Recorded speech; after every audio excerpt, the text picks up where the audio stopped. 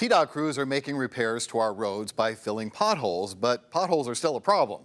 It comes 6 months after our January winter storm left drivers basically playing a game of Frogger on the roads.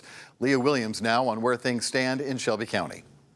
It is really rough in a lot of areas. We pretty much know what areas to drive around or which areas to avoid so you won't end up losing a tire or a hubcap. If you drive through the Memphis-Shelby County area, it's not unusual to hit a few potholes. Right now, TDOT is working to patch and repave roads across Shelby County. So far, the department has been making progress. Wrapped up the paving on Walnut Grove. We've just recently wrapped up the paving as well on Shelby Drive.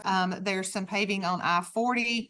Another area is on State Route 3 near Babe Howard Boulevard. Many of these repairs needed stem from the January winter storm. Temporary repairs were made, but in May, TDOT announced $15 million to permanently fix potholes from that storm. Our asphalt plants aren't open during the winter months, so we don't have the access to the supplies to make those more permanent fixes. TDOT tries to avoid repairs during peak travel times. When you see crews working, though, the department is reminding drivers to slow down. Continue to be mindful that, they are moving in and out of traffic and they are out there trying to make our highways safe for you to travel on. TDOT is only responsible for the interstate, state routes, and state park roads. The rest of the streets are the city's responsibility. In Memphis, I'm Leah Williams.